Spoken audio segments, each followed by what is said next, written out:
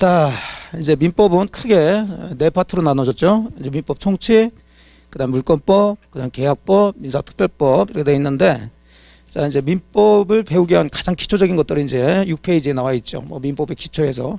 그러니까 이쪽은 시험에 많이 나온 파트는 아니라고 그랬어요. 그러니까 민법을 배우기 위한 기본적인 얘기를 이제 하는 건데, 결국 민법은 권리를 배우시는 거예요. 권리 의무, 개인과 개인 사이 권리 의무. 그래서 그 권리 대표적인 게 거기 박스 안에 있는 것처럼 물권이라는 것과 채권이라는 걸 배우시게 되죠. 그래서 처음부터 끝까지 계속 권리 얘기합니다. 이제 권리 반대는 이제 의무가 되죠. 권리 중에 이제 물권과 채권은 가장 기본적인 거니까 반드시 잡고 가셔야 되는데, 뭐 물권은 물건에 대한 권리고요. 채권은 특정한 사람에 대한 권리다. 그래서 잡으시고 그 비교를 좀 하셔야 되는데, 가장 기본적인 비교점이 그 박스 안에 있는 것처럼 그냥 빨리빨리 체크하고 들어갈게요. 어느 정도 다 아시리라고 보고. 자, 물권이라는 권리는 뭐 보이지는 않지만 그 물건 가지고 계약 상대방뿐만 아니라 이 세상 모든 사람들한테 주장을 할 수 있어요. 그 주장한다는 것을 우리가 뭐 한다고 그러냐면 대항한다고, 대항. 그래서 이제 대항력이 있냐 없냐 그 얘기인데, 물권은 대항력이 있습니다. 기본적으로. 그러니까 거기 예를 이제 전세권하고 가장 비슷한 이제 채권으로서 임차권을 예를 들어놨는데, 뭐 전세권뿐만 아니라 뭐 지상권이든 각종 뭐 물건들은 다 대항력이 있어요. 대항력이 있기 때문에 예를 들어서 전세권 같은 경우는, 자 전세 기간 동안에 그 전세 목적물의 소유자가 달라졌다 하더라도 전세권자는 나갈 필요가 없죠. 계속 살 수 있고, 그 다음에 나중에 전세금 달라고 할 수 있는데, 그 전세금은 처음 계약했던 사람한테 달라고 할 게 아니라 현재 소유자, 새로운 소유자한테 이제 전세금 달라고 할 수 있다. 자, 그런 것들은 이제 대항력이라고 그러죠. 근데 비교해서 채권은 특정인이 특정인에 대해서만 주장할 수 있기 때문에 대항력이 없더라는 거죠. 그래서 가장 대표적으로 이제 임차권인데, 자 비슷하게 남의 부동산 빌려 사용하는 거지만 임차권을 가지고 사용하는 사람들은 자 대항력이 없어요. 그러니까 임대차 기간 동안에 그 부동산의 소유자가 달라지면 소유자가 나가셔버리면 나가야 되죠. 그 다음에 보증금도 그 사람한테 달라고 할 수 없어요. 처음 계약한 사람한테 달라고 해야 되겠죠. 그건 좀 잡으시고, 그 다음에 처분, 이제 권리를 가진 사람은 그 권리를 처분할 수 있냐 없냐 얘기인데, 물건은 처분이 자유로운 게 본질이에요. 그래서 기본적으로 그 전세권이든 지상권이든 물건 가진 사람은 처분할 때 상대방의 동의 받을 필요가 없죠. 하지만 임차권, 채권은 처분이 좀 제한됩니다. 특정인과 특정인의 문제이기 때문에 그 채권을 양도할 때는 상대방의 동의가 있어야 된다. 기본적으로 특히 임차권 같은 경우 잡으시고, 뭐 유지 수선 의무는 그때 가서 이제 보시면 되겠어요. 그래서 가장 기본적인 대항력이 있고 없고, 그다음 처분이 자유롭냐 안 자유롭냐 그거 좀 잡으시고요. 그다음 밑에 이제 이런 권리 관계를 배우시는데, 이 권리는 그냥 자동으로 생기는 건 아니죠. 그래서 가장 기본적으로 우리 민법은 어떤 원인에 의해서 어떤 결과가 발생되느냐, 원인과 결과로 이루어졌다고 그랬어요. 이 결과에 해당되는 게 바로 이제 법률 효과고,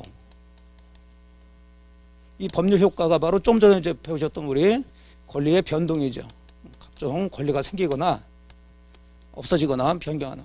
그러니까 이런 결과가 발생되기 위해서는 원인이 있게 되는데, 그 원인은 두 가지다. 당사자 의사대로 법률 효과가 발생하는 것, 이것을 우리가 법률 행위라고 그래요. 전체적으로 이제 법률 요건이라고 그러는데, 당사자 의사하고 상관없이 이런 권리 변동이 일어나는 경우가 있고요. 이것을 법률 규정이라고 그러죠. 이걸 배우시는 거예요, 이제.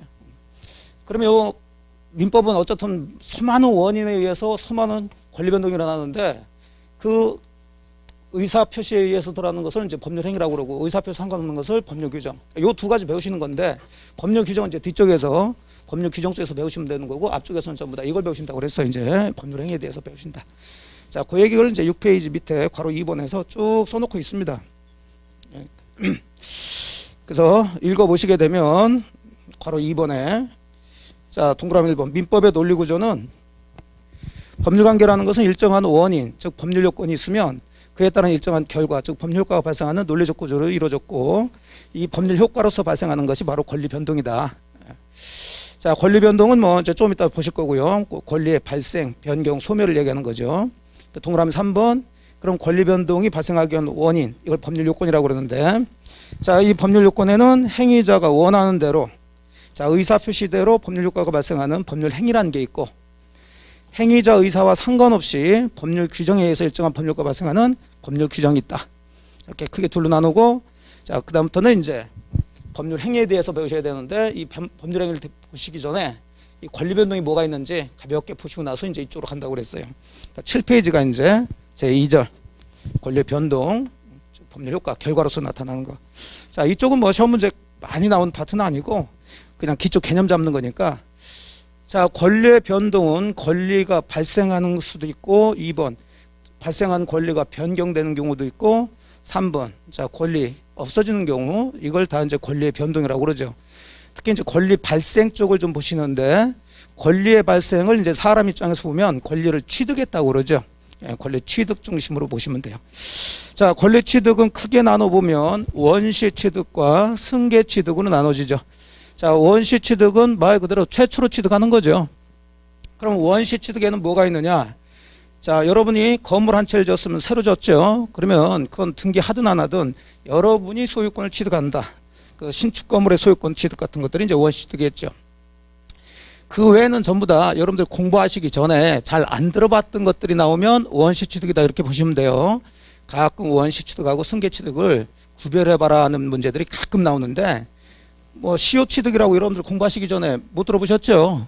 그 다음에 뭐 선의 취득, 첨부, 뭐 부합, 혼화, 가공, 무주물 선점 안 들어봤단 말이에요. 그런 것들이 이제 대체적으로 원시 취득이다 보시고. 자, 승계 취득은 말 그대로 그 전에 어떤 권리자로부터 이어받았다는 얘기인데 승계 취득에도 또 두 가지로 이전적 승계와 동그라미 2번 설정적 승계 이렇게 나눠지죠. 뭐 이전하고 설정이란 얘기인데 자, 여러분들이 소유권 이전 받았다. 많이 들어보셨죠? 그렇다면 그 소유권 이전은 그전 사람이 가지고 있는 소유권을 그대로 다 넘겨받았다는 얘기니까 그 전에 소유권 가진 사람은 이제 소유권을 잃게 되는 거죠. 예. 그걸 이제 소유권 이전이라고 그러죠. 자, 이전적 승계에는 또 두 가지 기억번 특정 승계와 포괄 승계로 나눠지는데 그것은 원인에 따라 달라지는 건데 말 그대로 특정은 한 개 특정한 원인에 의해서 한 개의 권리만 넘어오는 것을 특정 승계라고 그러죠. 자, 갑이라는 사람이 A라는 토지, B라는 건물, 뭐 C라는 자동차 자, 이 세 개의 물건을 가지고 있다 그러면 소유권 몇 개냐면 세 개인데 을이라는 사람이 여러분이 A 토지를 샀다. 이게 원인이 된 거죠.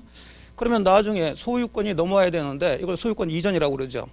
그러면 A 토지를 샀으니까 넘어오는 소유권은 A 토지에 대한 소유권만 넘어오는 거지 갑이 가지고 있는 B 건물이나 C 자동차에 대한 소유권 넘어오지 않죠. 자, 이렇게 한 개의 특정 원인에 의해서 한 개 특정한 권리만 넘어가는 거. 이것을 무슨 승계를 하냐면 특정 승계를 한다고 그랬어요. 특정 승계. 그래서 뭐 특정 승계로는 뭐 매매라든지 증여라든지 뭐 교환 같은 것들이 있겠죠. 그래서 니은번, 기억번. 개개의 취득 원인에 의해서 개개의 권리가 취득되는 경우 이걸 특정 승계라고요. 뭐 매매, 교환 이런 것들이 있습니다. 그럼 이제 이런 매수인 같은 사람들을 우리가 무슨 승계인이라고 그러냐면 특정 승계인이라고 그러죠. 특정 승계인 또는 특별 승계인. 자, 그 다음에 이제 니은번은 포괄 승계는 이제 가장 대표적인 게 이제 상속 같은 것들이겠죠. 자, 이제 부자지간인데 돌아가셨어요. 상속이 일어나겠죠. 자, 이게 하나의 원인이 돼서 자, 이런 건 이제 법률 규정이라고 하겠죠. 이게 하나의 원인이 돼서 권리가 변동되는데 이때는 그 갑의 A 토지에 대한 소유권만 넘는 게 아니라 A, B, C가 다 넘어오죠. 그 원인은 몇 개인데 하나인데 그 앞에 있는 사람 권리가 말 그대로 포괄적으로 와르르 다 넘어오는 거. 이걸 포괄승계라고 그러고요. 자, 그래서 포괄승계의 가장 대표적인 예가 이제 상속이 되겠죠. 그러면 이제 이런 사람들을 우리가 상속인이라고 그러는데 이제 상속인이라고 하지만 우리가 뒤쪽에서 이제 공부하다 보면 다른 말로 지금 이것과 관련해서는 무슨 승계인이라냐면 포괄승계인이라고 그러죠. 자, 아까 얘기했던 특정 승계인하고 포괄승계인은 다 그전 사람의 권리를 넘겨받는 건데 자, 법적으로는 좀 다르죠. 이 포괄승계인은 사실은 이게 권리만 넘어오는 게 아니라 권리 의무가 다 넘어오는 거예요. 그러니까 법적 지위가 다 넘어오기 때문에 포괄승계인은 그전 사람하고 법적으로 같이 봐요. 같이. 그러니까 우리가 뭐 제3자에 대해서 대항할 수 있냐 없냐 할 때 제3자는 포괄승계인은 제3자가 될 수가 없는 거죠. 근데 특정승계 같은 사람들 자, 이거 매수인이죠. 이 사람의 법적 권리가 다 이쪽으로 넘어오는 게 아니라 요 사람이 가지고 있는 권리 중에 한 개만 탁 넘어오기 때문에 이건 법적으로 요 앞에 있는 사람과 동일하고 보지를 않죠. 요 사람이 다른 사람이 되는 거죠. 제3자가 되는 거죠. 그런 거 따질 때 구별하시면 되겠네요. 되셨어요? 예. 자, 그런 눈빛으로 하시면 안 되죠. 이거 지금 다 아시는 거죠? 예. 아시는 거 다시 한번 하는 거니까. 자, 그 다음에 동그라미 2번에 이제 설정적 승계. 설정은 거기도 있지만 이전이라는 것은 어쨌든 특정이든 포괄이든 앞에 있는 권리가 그대로 넘어오는 거예요. 근데 설정이라는 것은 앞에 있는 사람의 권리는 그대로 있으면서 가지고 있으면서 그 권리 내용 중에 일부만 넘어오는 거죠. 일부만. 자, 만약에 갑이라는 사람이 A 건물의 소유권을 가지고 있다. 그럼 이 소유권의 내용으로는 그 건물을 사용도 할 수 있고 수익도 얻을 수 있고 처분도 할 수 있는 내용을 가지고 있는데 이 중에 을이라는 사람이 전세계약에서 전세권을 취득했다. 그럼 이 전세권은 이 소유권의 내용 중에 이것만 이쪽으로 넘어온 거죠. 일부만. 이런 걸 우리가 뭐라 한다고요? 설정이라 설정. 권리 내용 중에 일부만. 그래서 동그라미 2번에 설정적 승계는 전 권리자는 권리를 그대로 가지고 있으면서 새로운 권리자가 전 권리자의 권리 내용 중 일부만 취득하는 거. 이걸 설정이라고 하고, 그럼 보통 이제 이 소유권을 기본으로 해가지고 소유권 이의 권리를 취득할 때 전부 다 뭐라냐면 설정이라고 그러죠. 전세권 설정, 저당권 설정, 지상권 설정. 다 이런 식으로 이제 소유권 이의 권리를 취득할 때 이걸 설정이라고 그런다. 그래서 승계 취득과 그 다음에 이제 원시 취득 잡으시고 승계 취득 안에 이전적 승계하고 설정적 승계가 있다는 거. 그런 용어는 이제 잡는 거죠. 용어. 그 다음에 2번 권리의 변경, 3번 권리 소멸은 뭐 대개 가셔서 읽어보셔도 되고 안 읽어보셔도 되고 그래요. 자, 주로 취득 중심.